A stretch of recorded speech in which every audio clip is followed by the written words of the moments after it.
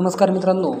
तर मित्रांनो, मालेगावमधील नाशिक जिल्ह्यातील एक असं शहर आहे ज्या ठिकाणी विविध जाती धर्माचे लोक त्या ठिकाणी राहतात. तर मालेगाव सध्या चर्चेत आलेलं आहे कारण तेथील 3 वर्षाच्या मुलीवर झालेल्या बलात्कार आणि बलात्कार झाल्यानंतर तिच्या केलेल्या हत्यामुळे त्यामुळे जिला बोलताही येत नव्हतं अशा मुलीवर 24 वर्षाच्या माणसाच्या वेशात वावरणाऱ्या सैतानाने बलात्कार केलेल्या घटना समोर आलेल्या आहे. तर त्यानंतर त्याने एवढंच करून थांबला नाही तर त्याने दगडाने ठेचून तिची हत्या केली.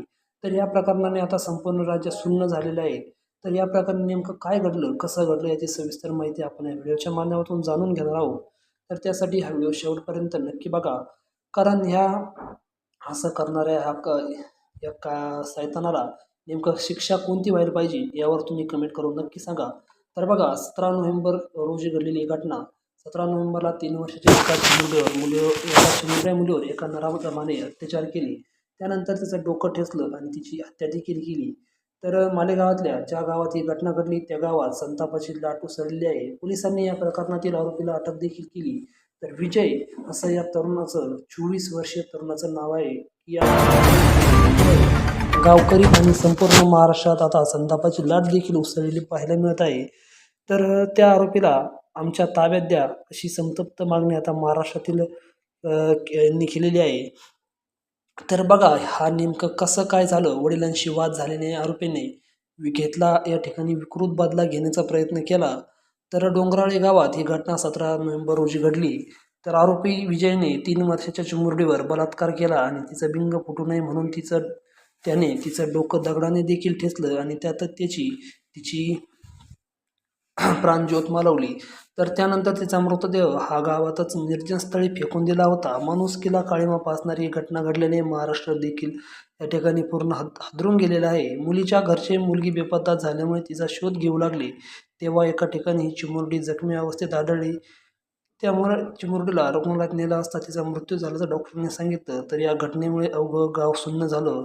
अवघं गावच नाही तर महाराष्ट्रातच या ठिकाणी चांगला धक्का बसलेला आहे. तर मृत चिमुरडीच्या वडिलांशी आरोपी विजयचा काही महिन्यापूर्वी वाद झाला होता. या वादाचा बदला घेण्याच्या दृष्टीने आरोपीने हे विकृत कृत्य केली चर्चा अशी गावात चालवली आहे. तर दरम्यान त्या घटनेनंतर पोलिसांनी काही तासातच त्या विजयाला अटक केली. तर त्या ठिकाणी 18 नोव्हेंबरला कडकडीत बंद देखील पाहायला मिळाला. आणि यानंतर आता अजून कोणत्याही प्रकारची त्या तरुणाला शिक्षा झालेली नाही. तर 7 दिवसाची त्या ठिकाणी त्याला पोलीस कोठडीत आणि त्यानंतर त्याचे काय करायचं त्या ठिकाणी चालू आहे. पण या ठिकाणी भरपूर नेते येऊन गेले. तर त्या ठिकाणी शेतकऱ्यांचं आणि महाराष्ट्राचं पूर्ण म्हणणं एकच आहे की त्या आरोपीला फक्त त्याचा आमच्या स्वाधीन करा. म्हणजे जे शिवाजी महाराजांच्या काळात होतं चौरंग्या करणं, त्यात तशी प्रथा जर अशी केली तर कोणत्याही महाराष्ट्रात कसाही जर अपराध करण्यापूर्वी 2 वेळा नाही तर 10 वेळा नक्कीच विचार करून अपराध करेल. कारण जे छत्रपती शिवाजी महाराजांच्या काळात चौरंग्या करीत होते ते तुम्हाला तर माहितीच आहे.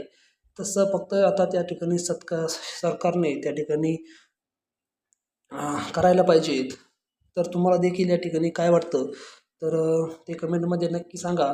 आणि तुम्हाला त्या ठिकाणी त्याचा चौरंग्या झालेला पाहायला नक्कीच आवडत असेल तर त्या ठिकाणी कमेंट देखील करून नक्की सांगा. धन्यवाद.